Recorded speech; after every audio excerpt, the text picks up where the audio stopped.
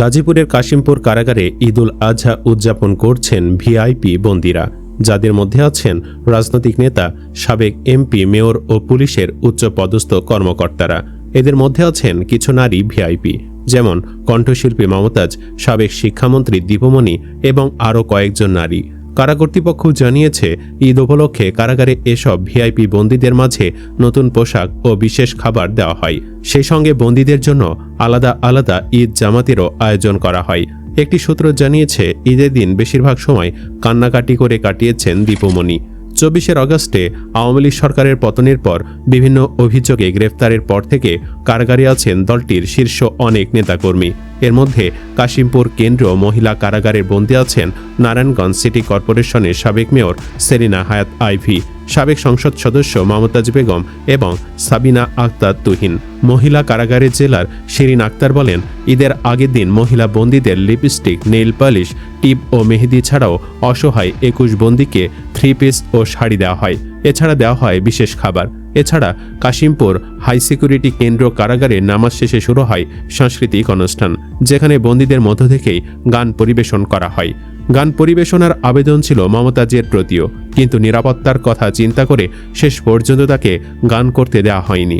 এদিকে জানা যাচ্ছে, মোহাম্মদপুর থানায় মুদি দোকানদার আবু সাইদকে নিহত হবার অভিযোগে করা মামলায় সাবেক সমাজ কল্যাণমন্ত্রী ডাক্তার দীপুমণিকে কারাগারে আটকে রাখা হয়েছে।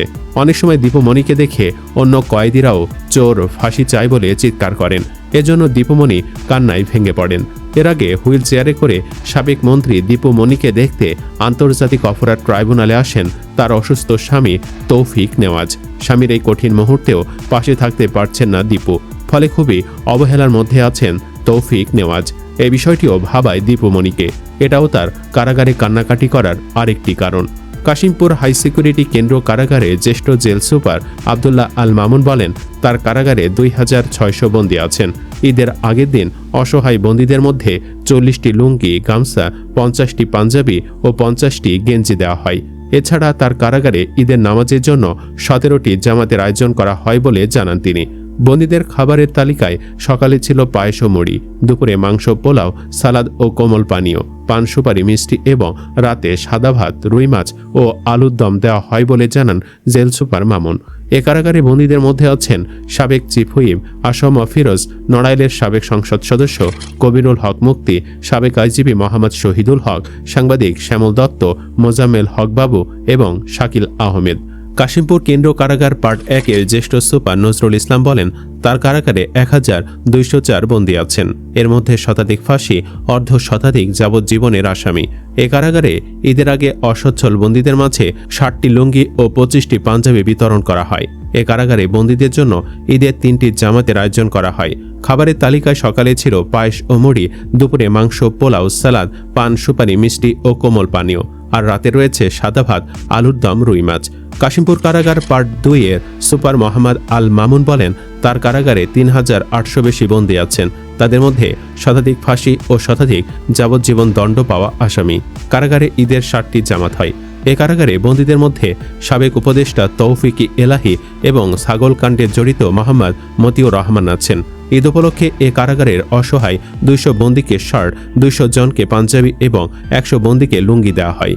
ঈদের দিন সকালে বন্দীদের খাবারের তালিকায় ছিল পায়েস ও মুড়ি, দুপুরে মাংস, পোলাও, পান, সুপারি, সালাদ, মিষ্টি ও কোমল পানীয় এবং রাতে সাদা ভাত, আলুর দম, রুই মাছ। মহিলা কারাগারে জেলার শিরিন আক্তার বলেন, এখানে 644 বন্দী আছেন। এর মধ্যে ফাঁসির আসামি 36 এবং যাবজ্জীবন দণ্ড পাওয়া আসামি আছেন 66 জন। এছাড়া কারাগারে ডে কেয়ার সেন্টারে বন্দীদের সঙ্গে 33 জন শিশু আছে। তিনি বলেন, সকালে শিশুদের কেক, মিষ্টি, চিপস, চকলেট, বিশেষ খাবারের পাশাপাশি নতুন জামা দেওয়া হয়। এছাড়া খাবারের তালিকায় সকালে ছিল পায়েস ও মুড়ি, দুপুরে মাংস, পোলাও, কোমল পানীয়, পান, সুপারি, সালাদ ও মিষ্টি এবং রাতে সাদা ভাত, আলুর দম ও রুই মাছ দেওয়া হয়। এদিন বন্দীদের সঙ্গে দেখা করতে আসা স্বজনদের রজনীগন্ধা ফুল, চকলেট এবং ছোটদের বেলুন ও জুস দিয়ে আপ্যায়ন করা হয় বলে জানান শিরিন আক্তার।